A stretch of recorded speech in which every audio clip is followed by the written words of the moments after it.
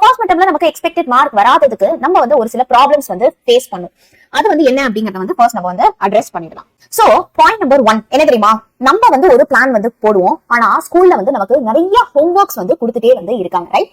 So இந்த school homework வந்து நம்ம வந்து கம்ப்ளீட் பண்ணணும். சோ அந்த ஸ்கூல் ஹோம்ஒர்க்ஸ் வந்து நமக்கு ரிட்டன் ஹோம்ஒர்க்கா இருக்கலாம், இல்லனா வந்து உங்களுக்கு கிளாஸ் ஒர்க் எழுதிட்டு வாங்க அப்படிங்கிற மாதிரி, இந்த ஃபேர் நோட் எழுதிட்டு வாங்க அப்படிங்கிற மாதிரி ஒர்க்கா இருக்கலாம், இல்லனா ரெக்கார்ட் ரைட்டிங்கா இருக்கலாம்.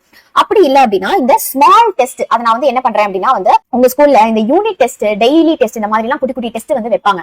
நம்மள நிறைய பேரு அந்த குட்டி குட்டி டெஸ்ட்ல வந்து we would have scored well, okay, அந்த குட்டி குட்டி டெஸ்ட்ல வந்து நம்ம நல்ல மார்க் வந்து வாங்கிடுவோம். ஆனா பாத்தீங்க அப்படி 5 மார்க் இல்லனா அதே 7 மார்க் நம்ம வந்து மிட்டம்ல வந்து எழுத சொல்றப்போ அதுல வந்து நம்ம நல்ல மார்க் வந்து வாங்க முடியாம போயிருக்கு, கரெக்டா? ஓகே, சோ அந்த நீ டெஸ்ட்க்கு அப்படியே பரபரப்பா வந்து படிச்சுட்டு போறேன், அது ஒரு முக்கியமான ஒரு பிரச்சனை வந்து நம்ம ஃபேஸ் பண்றது.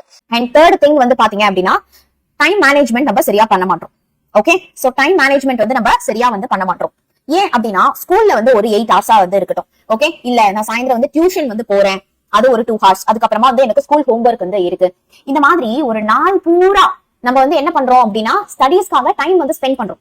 ஒரு டே ஃபுல்லா நம்ம வந்து என்ன பண்றோம் அப்படின்னா படிப்புக்காக நம்ம வந்து டைம் வந்து நம்ம ஸ்பெண்ட் பண்றோம். ஓகே, ஆனாலும் நமக்கு மார்க் வந்து இம்ப்ரூவ்மெண்ட் வந்து நம்ம ஆக்சுவலி வந்து எக்ஸாம்ஸ்ல பார்க்கவே வந்து முடியல. யூ நோ வாட், டெய்லி இந்த ஸ்கூல் டெஸ்ட்டுக்கு அப்படியே அன்னைக்கு முதல் நாள் நம்ம படிச்சுட்டு போயிட்டு எழுதுறது வந்து ப்ராப்பரான ஒரு ஸ்டடி மெத்தட் கிடையாது. அது பண்றதுனால லாங் டர்ம்ல நமக்கு ஃபர்ஸ்ட் மிட்டம்க்கோ குவார்டர்லிக்கோ ஹெல்ப் பண்ண போறது கிடையாது.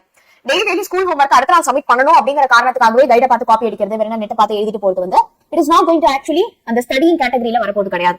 கிளாஸ்ல உட்காந்துருக்கோம், டீச்சர் டீச் பண்ணிட்டு இருக்காங்க, பிசிக்கலி பிரசன்ட் மென்டலி ஆப்சென்ட்டா இருக்கிறது வந்து பாத்தீங்க அப்படின்னா அது கண்டிப்பா நம்மளுடைய ஸ்டடிங் கேட்டகரியில வந்து வரப்போகுது கிடையாது, சரியா?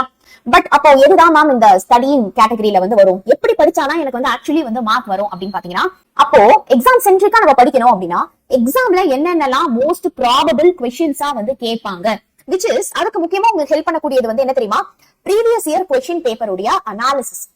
Okay, which is previous year QP உடைய அனாலிசிஸ். அதெல்லாம் பண்ண எங்களுக்கு டைம் இல்ல, கவலையே வேண்டாம், நாங்க அனாலிசிஸ் பண்ணி அதை வந்து உங்களுக்கு குவார்டர்லி மேரத்தான்ல வந்து சொல்லி தரோம். ஓகே, சோ ரெண்டாவது விஷயம் வந்து பாத்தீங்க அப்படின்னா கம்பல்சரி கொஸ்டின்ஸ். எத்தனை பேரு கம்பல்சரி கொஸ்டின்ஸ்க்கு ஒரு தனி ப்ரிப்பரேஷன் வந்து பண்ணீங்க? And third thing is book inside question.